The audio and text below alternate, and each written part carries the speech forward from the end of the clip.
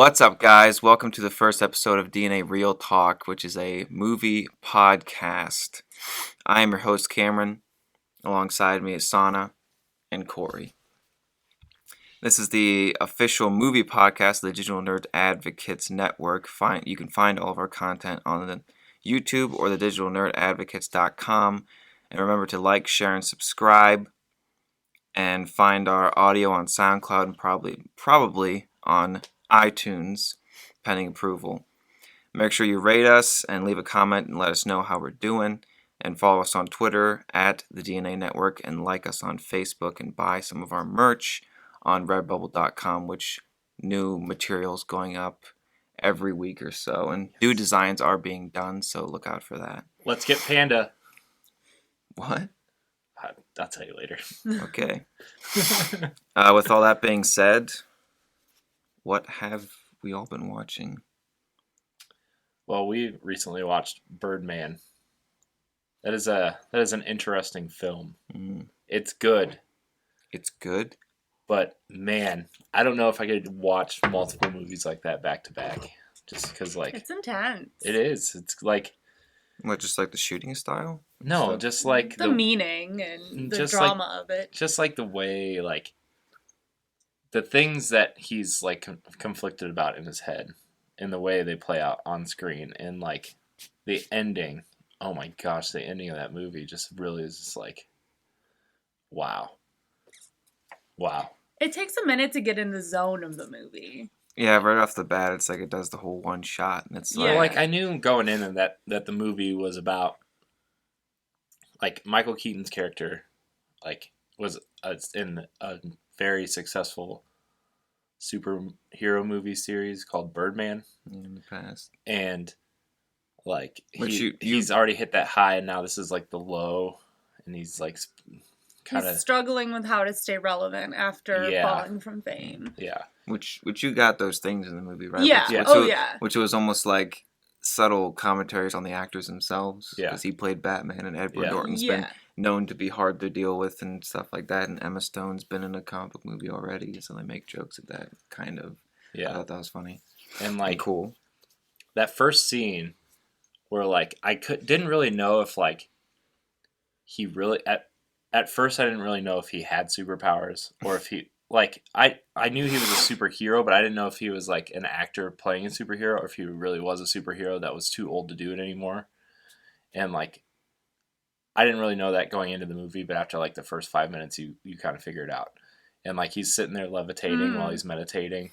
And, like, all the ways he, like, in his head uses the superpowers to, like, destroy, like, his room or, like, make things happen. But, like, these are just things that are going on in his head and not in, like, real life.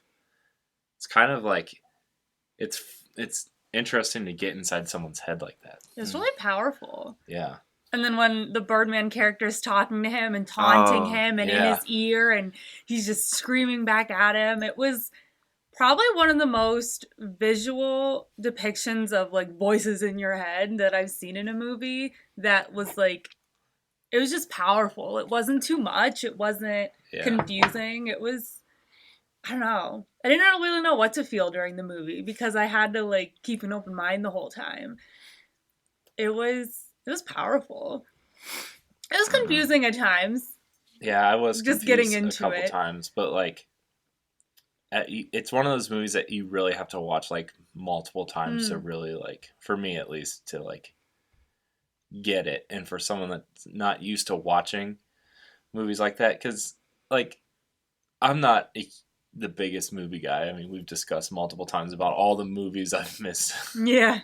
Like, but going in and watching a movie like this, I'm not used to, I guess what I'm trying to say is I'm not used to thinking while I'm watching a movie, and this movie really makes you think and really makes you feel and makes you like wonder about certain things, you know. It's just kind of like, wow. It brings that weird question of whether or not you feel bad for people that are famous because you have all this money and all this fame and you're a celebrity, what could there be to be sad about? You have everything you want, but you're super lonely, you don't really know who your real friends are, you've lost who you are, you've lost messed up. control of who you are, you've screwed up. So it kind of shows that lost his weird, wife. yeah, Yeah, and like he's that trying weird to rebuild Respect question. of his daughter too. He's trying Yeah. to rebuild that relationship with her, and like it's really interesting to watch all that, and the way it's filmed, like that whole one shot thing, really makes it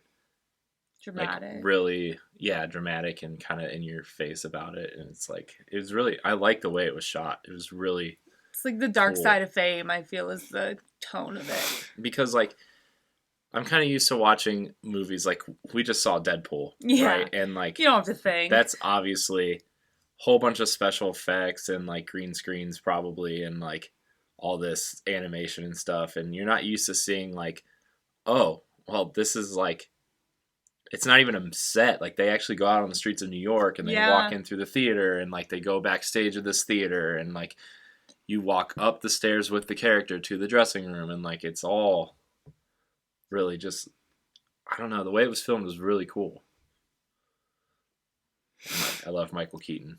I do love Michael Keaton. That's the main reason why I wanted to see this movie, because I remember what's weird is, of course, indie movies like this, they'll release a trailer for the movie like a year before it comes out, and then it will come out, but since we live in Ohio, it won't come to us for months and months and months, so I never actually saw the movie until it was like Oscar season by that time, which was a bummer because I wanted to see it so bad because I love Michael Keaton, and I never heard of this director. Alejandro. Yeah, I've never heard of him before this movie, so I didn't know what to expect. All I know is he did that movie Babel or Babel, however you want to pronounce it.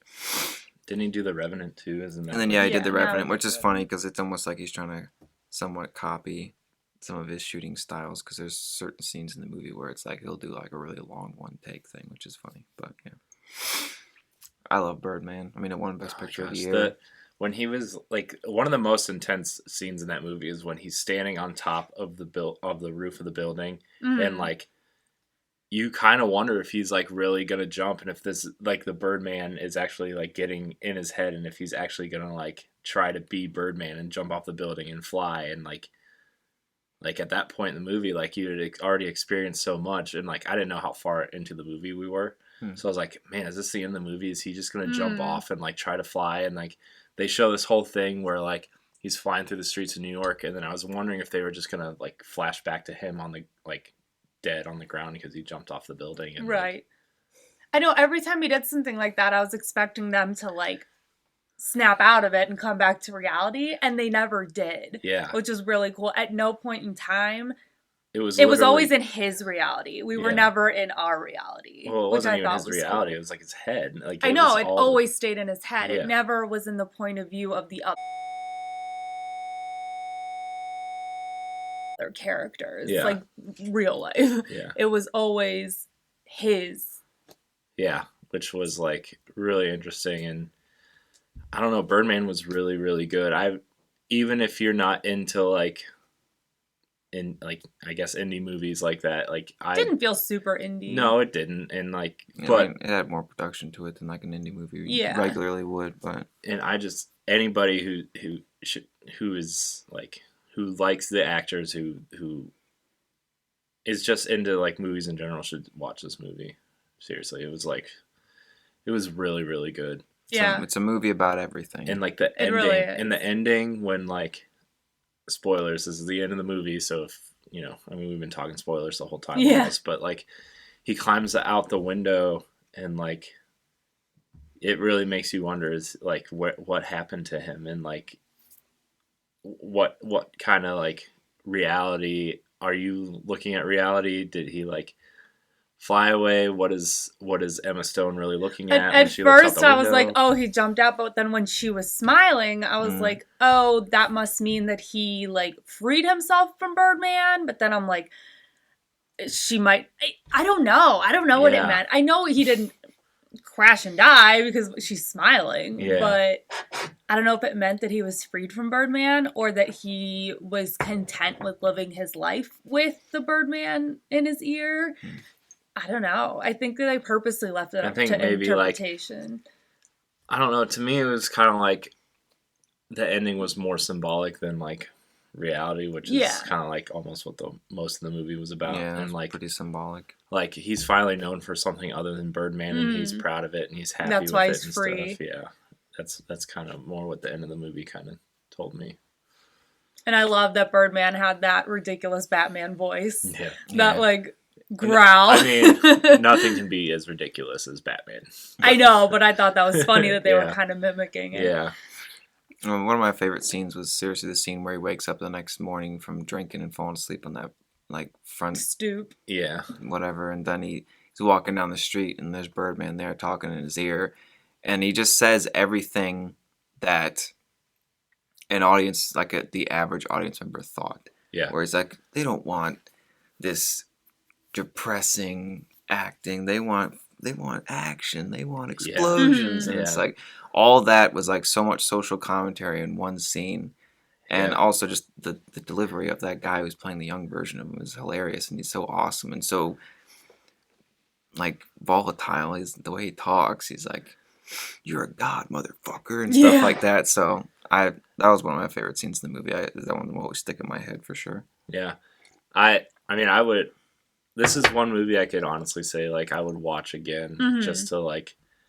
Because there's a lot, that movie makes you think so much, and I'm not like used to watching movies like that to where if I watched it again, I'm sure there's a lot of things I would pick up after a second viewing than I did that first time, and I picked up a lot after that. Because it's like the first time you watch it, you're just trying to figure it out. So the second time you watch it, you can be like, okay, I'm in the mindset now. Let me catch everything. Yeah.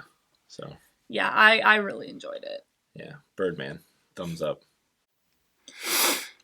All right, well. Is that all you guys been watching? I mean, we saw Deadpool yesterday. I didn't know if you wanted to talk a little bit about Deadpool. We'll get more into that later. Yeah, we're going to do spoiler cast. I'm just going to say one movie that I saw recently that like I said before, is my most anticipated movie this entire year, and I saw it. I know you don't want to see it. I don't know if you would want to see it, but I saw The Witch recently. I don't know what it is really. It's really scary. He made us watch the trailer. It's really disturbing. It's not like horror movie scary. It's like really disturbing scary. I'll have to show you a trailer for The Witch, though. I don't know if you got... I'm not super into that stuff. It's just not like super horror, but it's... Brian would be the one to talk about it if he leaves his house to go see it. It's pretty intense. Like, it's one of the most intense movies I've ever seen in my life. And,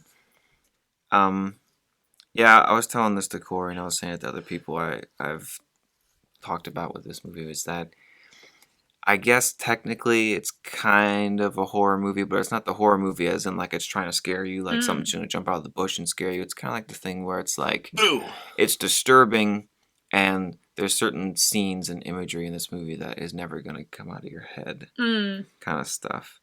And I'm good. I absolutely loved it. I thought it was amazing, and it was done so well, and the costume design was ridiculously authentic, and the speech was even authentic too. It was like early Shakespearean, but it didn't sound super Shakespearean. It was just like somewhat Shakespearean. But that's the only other movie I've watched recently. What's funny is actually yesterday I watched Kingsman: The Secret Service again. I wanted to see that. I really love that movie. If you liked, oh fuck, you haven't seen that, have you? I told you about that. Kick-Ass. Have you guys seen that? Mm-mm. Damn it. I would say that's like the best thing to compare it to, because it's from the same director and the same writer. I really want to see Kingsman though. I think it's on Netflix, isn't it? I'm not sure. I'm not sure. But it's like this beautiful over the top kind of movie where it goes over. It's actually, I kind of feel like I could somewhat parallel it to Deadpool in the fact that the movie's kind of self-aware that it's like doing a spy movie, but it pokes fun at the spy movie genre, yet it's trying to be its own thing, which is like, it's really cool and really fun, but also like really over the top and kind of hardcore sometimes. And like, I'll spoil one scene in the movie for everybody if you haven't seen it, but you know how in Bond movies or something like that, the villain will be sitting at a dinner table and he'll have the dinner come up and they'll open up the like the 1920s like silver plating with the I don't know, like the silver bowl or whatever the fuck you want to call it. And they'll platter. They'll be like platter. Yeah, platter. That's actually the thing to say. They'll open up the platter and they'll be like caviar with some lobster or something, or monkey brains, like in Temple. Or of Doom. monkey brains. Yeah, I forgot about that. Gosh, Temple of Doom's so good. But in Kingsman, when they're both sitting at the table and they bring up the platter and open it up, It really is like a poke at spy movies because they open up the platter and it's fucking McDonald's. That's awesome. That's so awesome. So that's just I absolutely love that movie. I don't think it gets enough credit. Like it kind of has like a mixed pot on Rotten Tomatoes and stuff, but I think it's well worth your time because it's really funny, it's really interesting, and it's really cool. All right, well, that's something I really wanted to see that movie. Like when it came out, and then I just never got around to it. It's really good. I mean, they got like a pretty good budget to do it, and it makes like there's several things that are done in it that are like very memorable. To where it's like if you've seen it, I don't think you're ever gonna forget that because it's so original. Like, how could you have ever thought of anything like that before this movie? Yeah. All right. Well, we're gonna move on to a small discussion on what we think Oscar predictions are going to be because they're coming up pretty soon. So we're going to talk about Best Actor, Best Actress, Best Supporting Actor, Actress, and Best Picture, and maybe a few other technical awards that we might want to discuss. What do you guys have to say about that? Which one? Just the Oscars in general. Oh, I don't know. It's hard because I haven't seen a lot of the movies. I mean, basically what I'm just gonna do is based off like who, if I know like the actors or actresses, I'm just gonna like give my opinion and like based off like because there's so much Oscar buzz all the time, and I listen to other movie podcasts and they're always talking about it, and they're like, oh, this person was really good in this movie, and like like something like The Big Short was kind of like a big surprise to a lot of people, and everybody's talking about The Revenant, and if like this is the year Leonardo DiCaprio's, if he doesn't win an Oscar for this, he's never going to win one type stuff. And it's hard with stuff like that though, because it's like, well, he kind of has to win it, but is that fair to the other people? And is he winning it just because they think it's time? Like, it's kind of hard when they have like one person or one movie to focus on, because it's like, all right, well, yeah, that's it. let's look at the other actor. Do you just want to jump into this then? Like the actors in a leading role? I guess we can. Sure. Like if you look at the other people in that category, like I could possibly see 3 other people winning that. Mm-hmm. Like Matt Damon for The Martian, he's not going to win that. I don't. No. I honestly, even though I heard it was amazing. See, I haven't seen it. I heard the other way. I heard it wasn't that good. Especially if you read the book, it was like terrible. But like Bryan Cranston for Trumbo.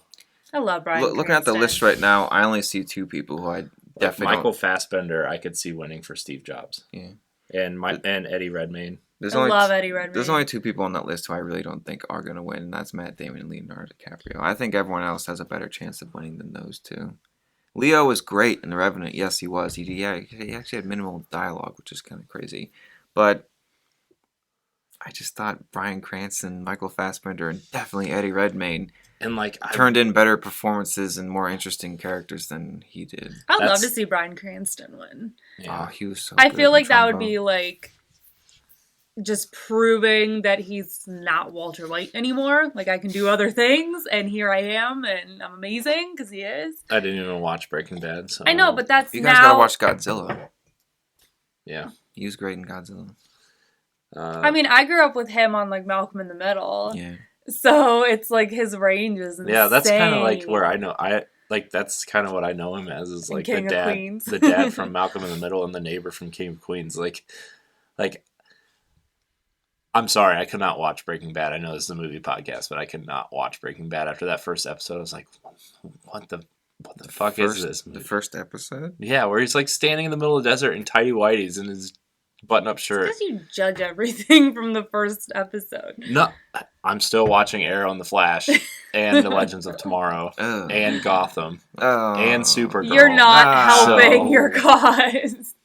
Those first episodes of all those shows were atrocious. Yeah, Supergirl's first episode was god awful. I'm sorry, I like that show now, but it took a good 8 or 9 episodes for me to really like start liking that show. Yeah, but Breaking Bad's actually good. Right, you're not really helping your point here.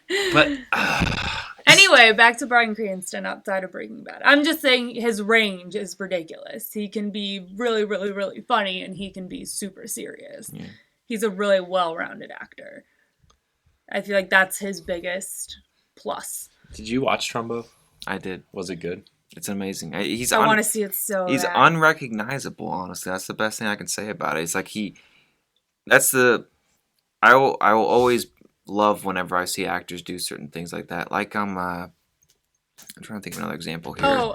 You know who's been doing that lately is Steve Carell has been like yes, transforming a lot. That's actually what I was just gonna say. Steve Carell from Foxcatcher, and even Channing Tatum from Foxcatcher. It's like I love whenever I can see an actor who like, or maybe even I could say Johnny Depp from Black Mass, which I'm surprised he's not there. That actually kind of bums me out, but whatever.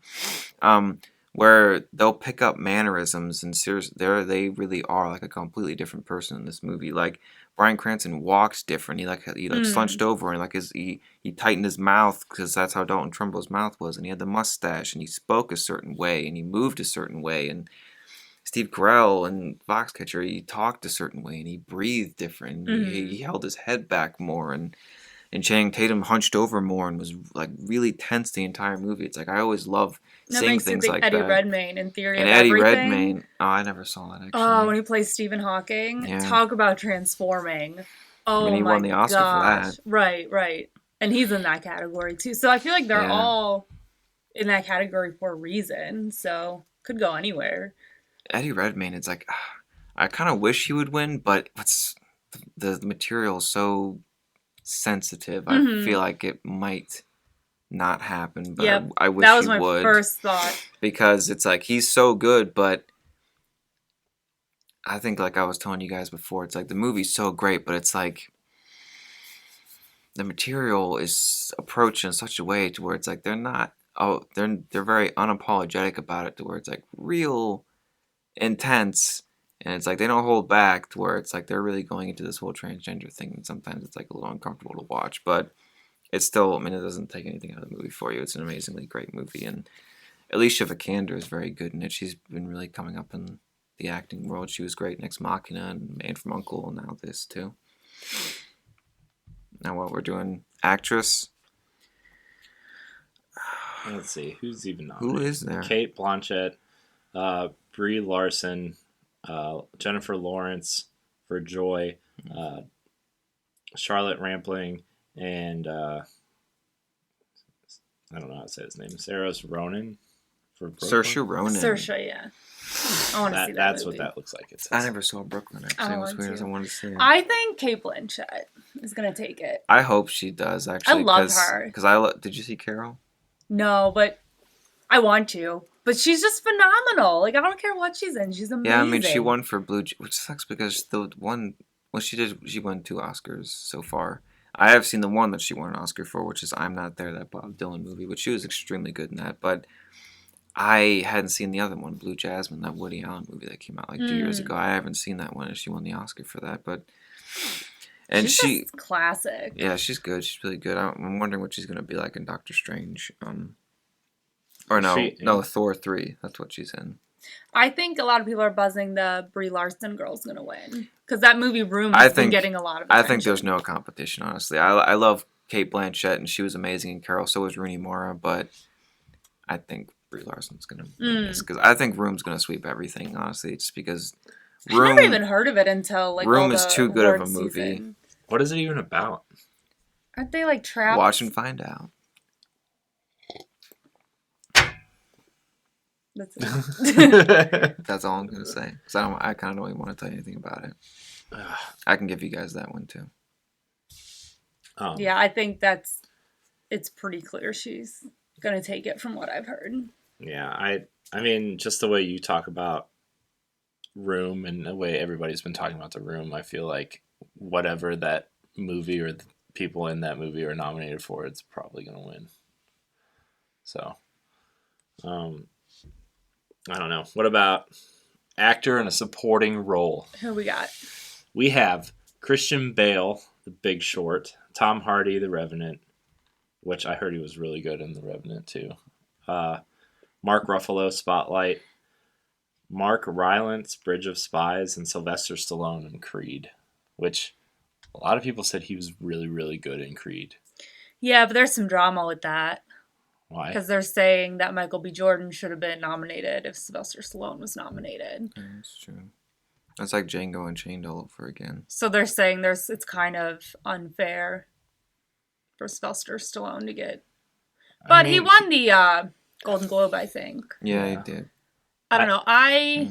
As far as those, I don't know. My personal favorite in there is Mark Ruffalo, but that's not based on. I just love him. Here's my thing. I'm not getting into this like else. People were snubbed because of what color they are. Act better if you want to be nominated. That's there. I said it. Idris Elba was snabbed. And Idris Elba's an amazing actor. From what? What was he? I don't remember the name, but he was snapped. He should have been nominated, though. He's amazing. For Beasts of No Nation, yes. That Netflix movie, he was very good in it. Like, haunting. I don't know, like I said about have you guys seen Django Unchained? Mm-hmm. Yeah. Love that movie. Oh my gosh, I was going to say, if there was one time that Leo should have won an Oscar, it should have been for that. Yeah. Yes. Who won that? Christoph Waltz did he Yeah. end up winning? He was amazing too, though. But he was great. It was like real hard competition Yeah, that's a when it came to that. I don't know. I think Tom Hardy's gonna win, honestly, because I don't know. The Big Short was such a movie. What sucks is I can't say it's not bad by any stretch of the imagination. It's an extremely good movie. It was done very well, but the certain things that were done in the movie make me not like it, because it's clear that the whole story of The Big Short is this whole housing market thing, and it's all financial and baking and numbers and stuff like that, which is, unless you're, working on Wall Street, you're not going to understand half of it, so they feel the need to have to do these scenes where they have someone, like, explaining something to you. And I feel like if you did that once or twice, it would have been, funny and fine, whatever. But they do it a couple times to the point where it's like, okay, now I feel like the filmmakers are treating me like I'm a fucking idiot, and I'm not liking this at all. So that's the only reason why I don't like the movie that much. But Christian Bale is extremely good in it, but the only reason why I feel like I don't think he deserves to win is because, to be honest, he actually isn't even in the movie that much. I don't think we need another Anne Hathaway situation again. Have you guys seen Les Mis? No, but... She was seriously in Les Mis for like 15 minutes, and she won the Oscar for that movie. That's a little hardcore. I wanted to see that movie, and then it just got so much crap talking about. I couldn't watch it. I only watched half it because I'm not an opera person. I cannot get into it. Oh, I love musicals, but there was just too much crap surrounding it. I couldn't. I really wanted to see it, but then it's like, I know this isn't a games podcast, but like it's the same thing the same issue I have with games. So many movies come out that I want to see, and there's not enough time. Mm-hmm. To watch them all, and then like I just kind of pick and choose which ones I really want to see, and like there's ones that would interest me if like if it was on video on demand and you could rent it for like $2 or $3 or go to Redbox and rent it like right away. All these movies are available now. You guys can watch them. I know they are now, but I'm saying I don't think The Hateful Eight is, but yeah. I meant like at the time, like when some of these movies last year, like some movies that were nominated last year. What was the one that you really wanted to see? The Grand Budapest Hotel. I saw that. I love that movie. Yeah, like so we didn't. My mom and I like love you it. recorded off HBO, and you didn't even watch it till like 6-8 months after it was out. No, yeah, So, and last year I wanted to watch Theory of Everything. Only watched it a couple months ago. Birdman, we just watched it one last year. Yeah, so like we're always a step behind. Yeah, I'm always like 3 steps behind. Like it's just. I don't know. It's how it is. I feel like, though, I don't hear about stuff until it's award season. Yeah. And then, I don't know. You just hear so many conflicting things. You kind of have to wait till that all passes, and then you can watch what you want to watch. Yeah. But, So we really don't have a consensus on supporting? Are we saying Tom Hardy? I think I was just going to say Tom Hardy just because he was so... Actually, I don't know. Maybe I can't say Tom Hardy. I don't know. He was really good, but there's certain things about his character that seemed kind of like too simple to me. Like he was kind of like a simple character in the movie. It didn't seem like he had much substance, but that's just me. Yeah. Actress. I don't know. Stallone actually was really good, to be honest. Yeah. And I wouldn't. Which is something I thought I'd never be saying. Like I would really like Sylvester Stallone to win, just because like. I love the Rocky series. It's like one of the only sports movies that I like. Like I like sports, but I don't like movies about sports because they're always like the same, really dumb, or like, you know, a lot of the early 2000s Disney sports movies played the race card pretty hard, and like I'm not into movies like that because it's just like, not to make this like a race issue, but this is part of the problem. Like everybody is a person. Like we don't need to seriously show like segregation and you know, diversity and stuff in a movie just for the sake of it being part of a movie. Like I'm so tired of that kind of like, I feel like the more we try to prevent racism and show like this, that's what causes more racism. And I'm just like, that stuff makes me really, I guess uncomfortable would be the right word. Like just stop. Like Remember the Titans, Road to Glory. Like those movies are just like, we get it. That was a time where this stuff happened, and like I understand, but we're supposed to be like moving forward with this stuff, and like that's a double-edged sword. But like Rocky wasn't one of those movies that was like that. He was just a poor guy that lived in Philadelphia that got a chance to like step up and be something, and like that's why I like Invincible with Mark Wahlberg. Say what you will about Mark Wahlberg's acting abilities, but like I really like that movie too, and I really think like Sylvester Stallone kind of deserves this for what Rocky did for these types of movies. So, actually, after you saying all that, I really kind of wish Michael B. Jordan did get nominated, though. Yeah. Because, I mean, he was nominated for Fruitvale Station, which came out a few years ago by the same director. I heard that movie was, like, really good, too. And I never thought I'd be watching Creed, but I watched it, like, a few months ago, and there's certain parts in the movie, especially this line that Michael B. Jordan delivers at the end that's seriously like, oh, hits you right in the heart. And it's like, oh, God, that was too much for that scene right there. He does it too well. Yeah. He's too good. He shouldn't have been the Human Torch. I think he's like one of the biggest underrated actors right now. Mm-hmm. Like, I still think people view him as underrated. And like, I think maybe because I don't know why. Like, I feel like I liked him when I saw him on Friday Night Lights. I heard he was really good in Chronicle. Yeah, he's good. I heard he was the best part of Fantastic Four, give or take what you wanted to say about that movie. But I don't know. I just feel like he's super underrated. I kind of want to see him in more stuff. I mean, to be honest, he's not in a whole lot of movies now. Yeah. But I don't know. Maybe Creed will give him that boost to like be in more. But anyway, since I'm just going to say, I think actually, since I recently saw Spotlight, I actually really think Mark Ruffalo should win, to be honest. And you're the biggest Mark Ruffalo fan. I am. It's just he's not a good Hulk, that's all. I just like him. I don't really have a specific reason. I just do. He was amazing in Foxcatcher. He was great in Eternal Sunshine of the Spotless Mind. He's a good actor. 13 going on 30. Oh, come on. It's the first thing I saw him in. Or that movie he did with Reese Witherspoon where she's like half dead, but he's the only one that can see her. Oh, no, I never saw that. I don't like Reese Witherspoon. That movie was like really weird. I don't remember why I watched that movie, but there's only one good thing Reese Witherspoon has been in. Legally Blonde. Wild. I never wanted to see it. I'm not into movies like that. It was a little hardcore, but it kind of felt just like Into the Wild, the female version. That's what it seriously felt like. I mean, she won the Oscar. I respect those movies. I'm just not into the whole like surviving in the wild, and it's just not my cup of tea. You didn't like Without a Paddle with Dax Oh no, Shepard that was and, funny. Seth Green. I don't really remember it, but I'm sure I thought it was funny. I was probably that's just 15. Like what I thought of when you guys started talking about that for some reason. All right, actress supporting.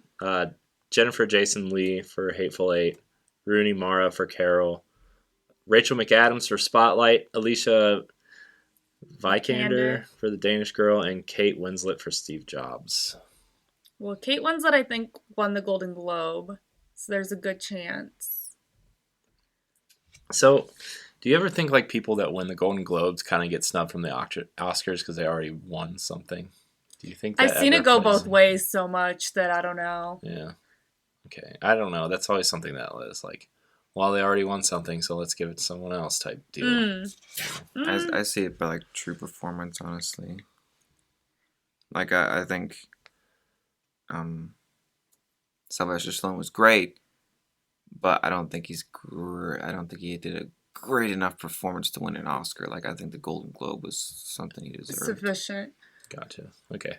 I don't really know how these awards Fun work. fact, I never knew that Rooney Mara and Kate Mara were sisters until like 2 weeks ago.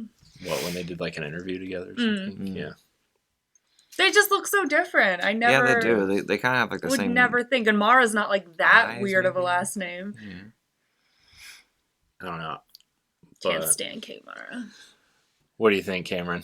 I feel like Kate Winslet might win, but that's because I know like what she can do, and like everybody says she's like really, really good in Steve Jobs.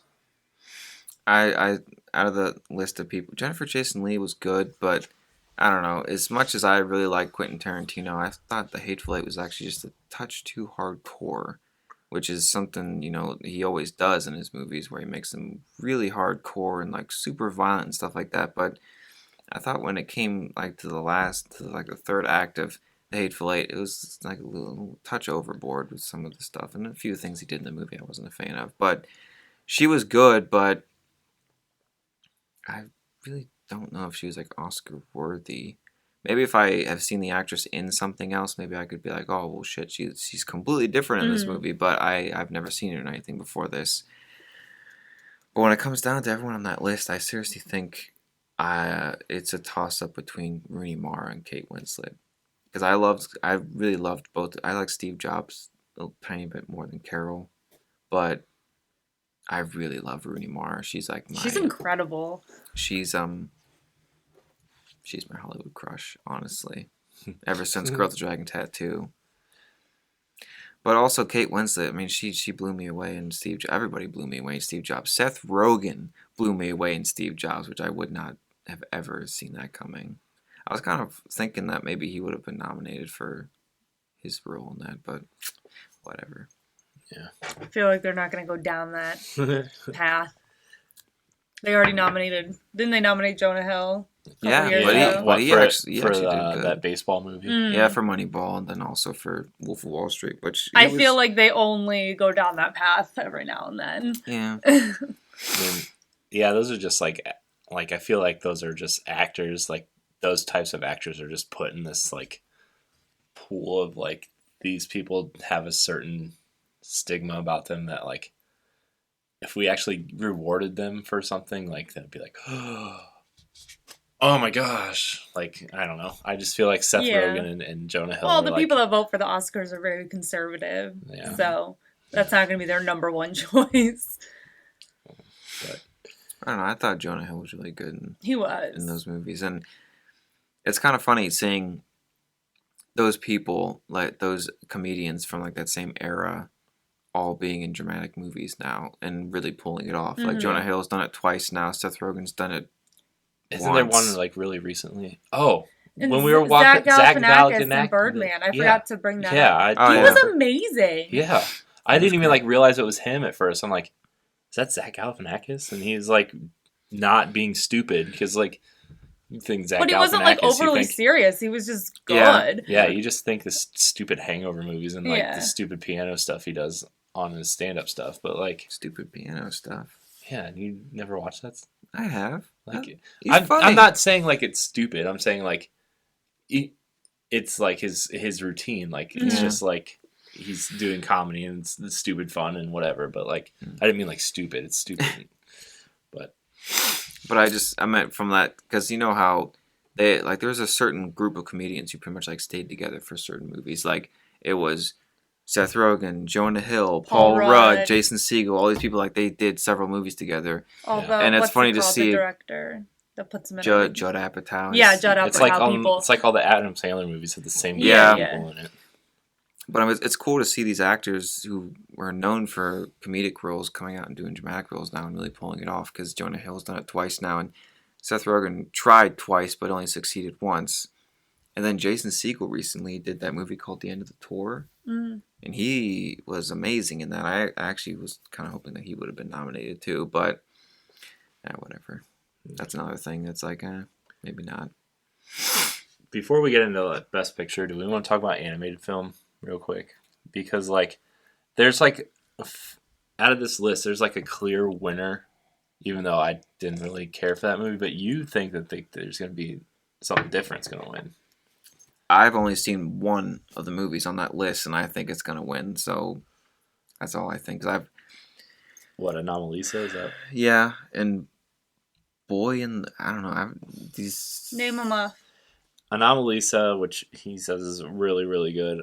Boy in the World, Inside Out, Shaun the Sheep movie, and When Marnie Was There. So that's like a studio, not Studio Ghibli, but it's like same creators or whatever. Gotcha. I've only seen Inside Out. Studio Ghibli movies are pretty good though. Yeah, see, I haven't seen any of those except for Anomalisa, but I think the only reason I think Anomalisa is going to win is because it's the only movie on there that's not a kids movie. Yeah, because it's like a real movie for adults and stuff, and it's like really symbolic and intense and hardcore. So After you told me about that, win. I watched the trailer for it. And I think it looks like really good. It kind of not in the same like style, but it kind of reminds me of like Coraline. Oh, I was going to say Fantastic Mr. Fox, if you guys have seen that.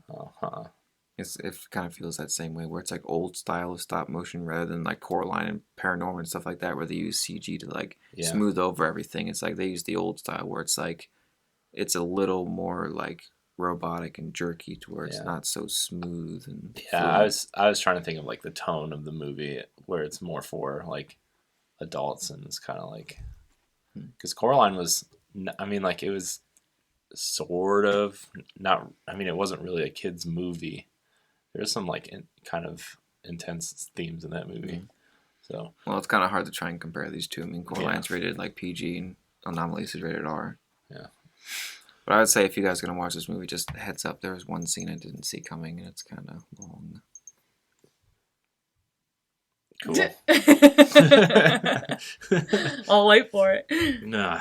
All right, let's get into Best Picture. The Big Short, Bridge of Spies, Brooklyn, Mad Max, which is the one I really want to win because that movie was amazing.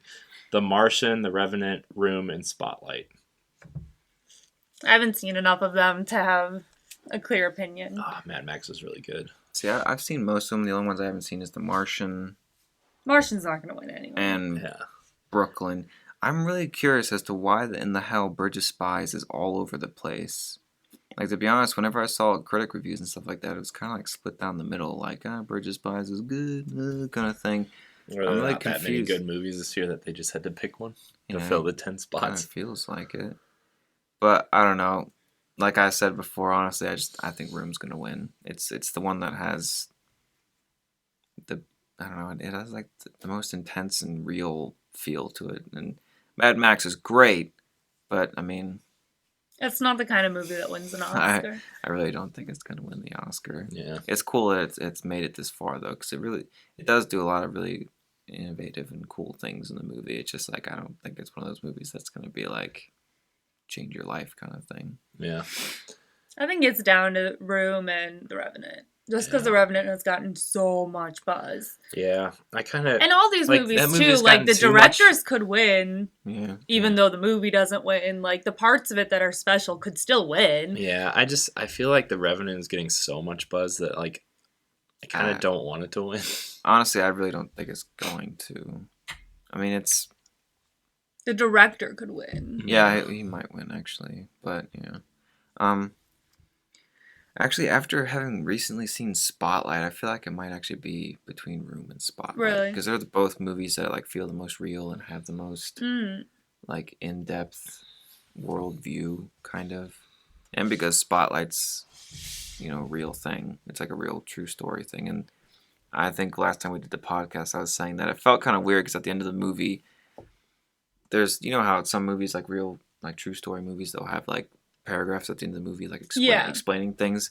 At the end of Spotlight, they had like a few of those, and then they said which cities, that they had prosecutions in, and to where they went to trial and were tried and everything like that. And Cleveland and Columbus was two of those places. Which what Spotlight is about. Mm-hmm. It's people trying to expose, like a newspaper, the Boston Globe, trying to expose pedophilia from priests. Oh, I did in hear about cathedrals and stuff like that. And it's really weird to hear that, you know, in Cleveland, which is only like an hour and a half away, in Columbus, that there was like several cases of this happening there, which is really weird. But I feel like that movie had it had a really like emotional ending to where it's like, I'm man enough to say I cried. Yeah. Yeah. It was emotional. Yeah. It was real. Yeah. I still just think Room's probably gonna win. Room or Spotlight, who knows? Yeah. The way you've been talking about Room, I kind of feel like that's gonna win, just because like everything that you've ever said about it is like better than anything I've heard about The Revenant, or like. Well, isn't kind of the appeal of that movie too? Like, it's in a room. It's about the acting. It's not about like special effects. There's nothing to distract you. It's just about the acting. Which is something I said in my Secrets of the Stash Raw video recently, is that the biggest thing that bugged me about The Revenant is that there's like unnecessary CG in it. Mm-hmm. Like, it's being nominated for CG, but that's only because, yeah, I can understand you can't train a fucking bear to attack Leonardo DiCaprio, Yeah. but they had like a field of CG buffalo a couple times, and it's like, what the fuck? Why are you doing this? And stuff like that really bugged me about The Revenant. But and also some people have said that there's certain scenes in the movie that come off kind of pretentious in The Revenant. So I don't know. I'm not really into movies like that, so I'm not necessarily rooting for it. It's just I've heard the most about it. I mean, I thought it was really good. I mean, it reminded me of one of my other favorite films called Last of the Mohicans, which was really good. I've seen that movie. Yeah, The Revenant just feels like a tiny bit more hardcore. That's all. And a little bit more authentic too, like the clothing and everything. It felt super authentic. And what's funny is something happened in the movie that you never see in movies, which is where, how in this time period would someone have a perfect haircut or something like that? Oh, okay. And in this movie, everyone has like nasty hair and stuff like that, and you actually see a scene where it's like Tom Hardy was cutting his hair, and it's not like he pulled out scissors and was able to cut it perfectly to make it look like Hollywood styled. You know, I'm in the woods, but I can still feather my hair kind of thing. It was like he was pulling out a knife and cutting his hair off like a normal person would, and it was kind of cool seeing things like that because you never see that in movies. It's always like in medieval movies, like Ridley Scott's Robin Hood. It's like Russell Crowe has a buzzed head, and it's like, how would you achieve that in a time period like this? True. It's not like you can pull out clippers or like A Knight's Tale. Or like A Knight's Tale. Yeah, that's true. Like, how can you have your feathered hair? And modern hairstyle and stuff like that. We should do a movie commentary on that movie. That movie is so awesomely bad and good at the same time. I haven't seen it in a long time. Oh my gosh, that movie's amazing. Questions? All right. Yep. Now that we're done talking about the Oscars, which, wait, when is it? It's like pretty soon. It's Sunday. 28th, yeah. So I'm really curious, but I never actually watched the physical Oscars just because it's so long, and to be honest, I always fast forward. It gets boring sometimes, and it's like I do like seeing some of the technical awards. Like I really think Transformers. There is no Transformers this year. I know. I'm just kidding. I think the only other things I'm interested in seeing when it comes to technical awards is I really want to see what's going to win costume design. Usually I don't give a shit about that, but this year, between Carol, the Danish Girl, and the Revenant, and maybe even Trumbo, all the costumes look so authentic that I'm like really curious what's going to win this year. But we're going to move on to community questions from the Facebook community, I assume. Yeah. All right. Yes. This one's from Megan Green, I assume. Probably. With all these remakes and sequels coming out from old movies, which movies would you love to see get sequels? All these remakes and sequels. Blade Runner 2. It's already being done. I know, that was a joke. Which you guys have to watch that, by the way. One of the best movies ever made. How about a new Star Wars movie? You're awful. I know. I don't know. And like seriously, in all seriousness though, like I know we've had one of these movies more recent, but I would like to see one, like a real sequel, well done. Is Indiana Jones. Because I freaking love Indiana Jones. I liked Indiana Jones 4, so I don't get all the hate with there. But yeah, that's just me. It's just Kingdom of the Crystal Skull was not as great. I'll agree, as it the wasn't original up to trilogy. par with the other ones, but I still thought it was a good movie. Like, I would really just love to see a really good back to basics Indiana Jones movie. And I don't even care if they recast Harrison Ford. Like, Well, I've they always have said, to. no, hold on, Disney already came out and said that they're working on it and they're not recasting. So that's something. But like, someone who I always thought would be a good Indiana Jones replacement, like a lot of people say Chris Pratt. Yeah, not Chris Pratt. I always thought Bradley Cooper had the look of Indiana True. Jones. Yeah, I kind of thought that too, because it's like, I always, whenever I think the time I really took recognition of him was from Silver Linings Playbook. He was extremely Love good in that. movie. And I always thought that there's certain times when I'll see an actor in a movie or something, I'll be like, damn, he's so good. I wish he could be in like a superhero movie at some point or something. Like, I still think William H. Macy should be in a superhero movie doing something. Maybe, well, it can't be Commissioner Gordon because there is not going to be a Commissioner Gordon in Batman v Superman, which is a bummer. Did you know that? Yeah. That's a bummer. But William H. Macy should be in a superhero movie at some point. He's such a cool, wise actor. He should be in a superhero movie somewhere. But whenever I saw Bradley Cooper in Silver Linings Playbook, I thought maybe it'd be cool to see him be in some kind of superhero or action movie at some point, because Limitless was weird and the A-Team was bad. A-Team was awesome. So I just thought it'd be cool to see him, and I thought it'd be really cool to see him actually as Indiana Jones. I thought he could really... I could see that. He kind of feels and looks almost like a young Harrison Ford, and you put the scruff on him and the safari look and everything. It's like, like he looks like he could really like be him. Give him the scruff from The Hangover and shave his head. Yeah. Like that really bad, Ben Stiller movie? What movie was that he was in? He was like the brother, the steroided brother. I forget what it was. Like Tropic Thunder? No, I forget what it was. But like, I don't know. I just feel like he would be like a really good Indiana Jones, and like everybody's like, make Chris Pratt do it. I'm like, he doesn't look like Indiana Jones. He did good. Chris Pratt serves his purpose, and like, he was awesome in Guardians, but like I don't think, and like I really liked him in Jurassic World, but like Chris Pratt is one of those situations where like people are recognizing an actor, so they just want to put him in everything. Yeah, and it's like I'm everything not a fan is of not that. a good match. And like I recognize that Chris Pratt's a good actor, and there is specific roles that are good for him. I don't think Indiana Jones is that role. Yeah. Guardians of the Galaxy, yes. Indiana Jones, no. But I like if they were to recast Harrison Ford, my pick would be like Bradley Cooper. I agree. And they could go back to like the 30s and 40s. Do the whole Nazi thing again, if you wanted to. Yeah, and like that is way more interesting to me than like an old Harrison Ford trying to run around.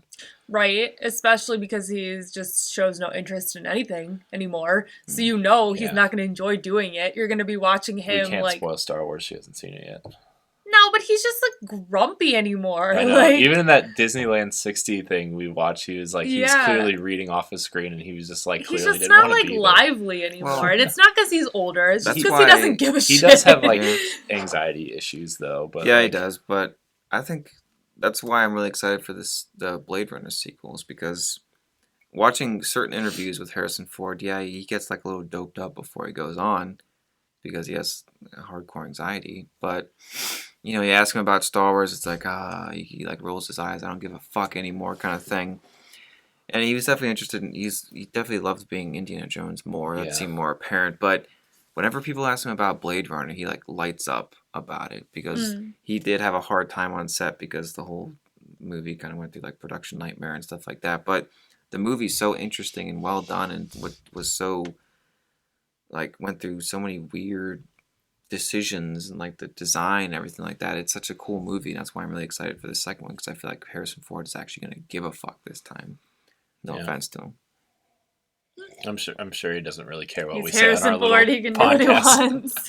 But anyway, we kind of derailed there. Actually, I thought of a few sequels while we were talking there. Even though this one will never happen, I would love to see a sequel to Tron Legacy. Oh my gosh, so would I, dude. Tron Legacy, like Tron was awesome, and then Tron Legacy was like really good. I don't understand like why people didn't like that movie. And like I thought like I can understand, but I liked it. I loved it. It was awesome. And even though I guess technically I'd want this to be a remake, but I think a sequel could extend on it, even though the movie, once again, this would never happen, but also because the movie didn't do well financially or critically. But I actually really liked the Green Hornet from 2011. Was that with the Seth Seth Rogen. Rogen superhero Yeah. thing?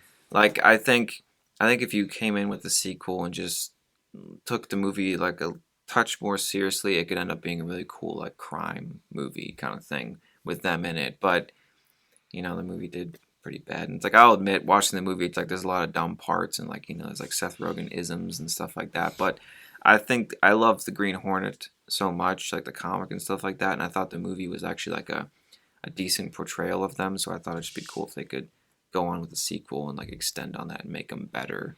But that's never gonna happen because everyone hated that movie and it bombed. So that sucks. Sequel, Sana. I can't think of anything. Sorry.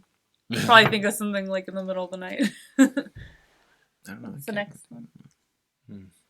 Yeah. All right, we're moving on to the next one, which is from Sam. It's from Sam. Sam. What is your favorite part of a movie? Story, characters, or action? Does he mean like of all time? I think in general. I think just in general. Like, are you there for the story? Are you there for the explosions? Are you there for the romance? Are you there for... I think that's what he means. I guess it almost depends on what kind of movie it is. Because, like, if I'm going to go watch Transformers, I'm not there for the character development. Yeah. Let's be honest. I am. That's why I end up hating so many comic book movies, because it's like, all there is action. There's nothing else. Yeah, There's but no story. I go into, like, the Transformers movie saying, okay, this is Michael Bay. This is going to have so many explosions. Like, I guess what you're expecting from the movie, based on, like, who's doing it and, like, what it's about, like, there's a certain like level of each one that is going to be in it, and like you go into Michael Bay produced Transformers movie knowing there's going to be very little character development and some sort of stupid story element that makes them want to fight each other, right? And like why these giant buildings are falling down and stuff. So I think for me it's about story and character. I think they go hand in hand, but I think character kind of is above story, because you see a bunch of movies with the same story, but it's how the characters portray that story and how, well, the actors, how they bring that story to life. So I'd say like the character developments is what I go in for. I like movies. I mean, I like movies. Like I like Deadpool. I like just going and watching a movie, but genuinely I like movies that make me think. Yeah. And that I'm attached to the characters. Like when you're reading like a book, you get attached to the characters. I'm the same way in a movie. Like for me, it's a good movie if I leave like missing the character. Like not the actor, like the character stuck with me because of the story they told. Yeah. It's not about the extra stuff for me, honestly, ever. Because I'm not into those movies where it is just about that. Yeah. Yeah, for me, it's story. And one of the biggest things is dialogue for me.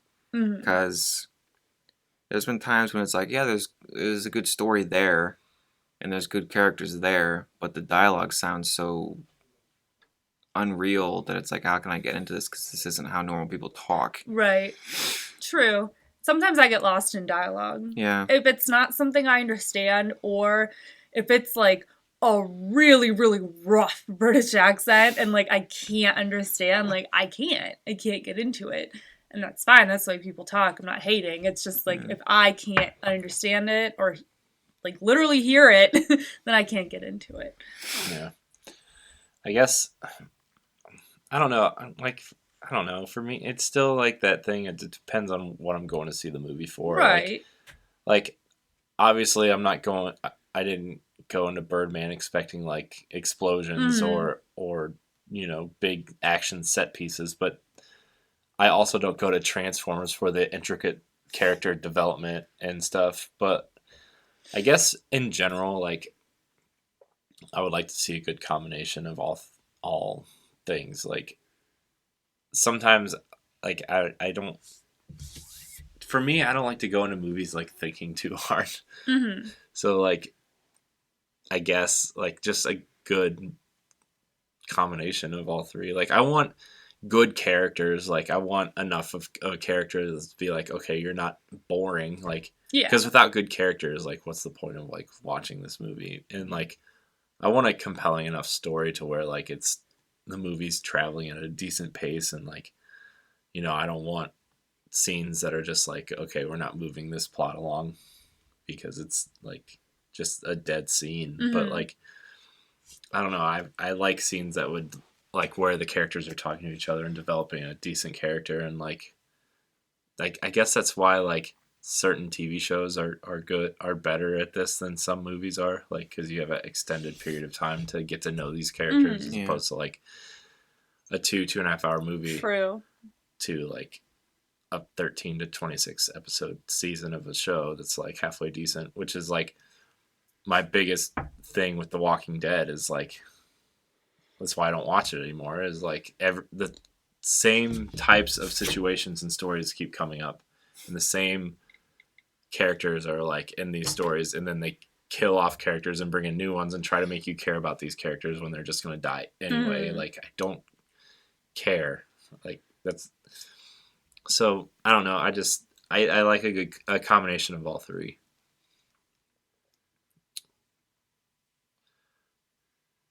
Yeah. See, I don't know. I'm opposite from you. The way you just said that, just the way you began that, where you said that you don't like to go into a movie to think.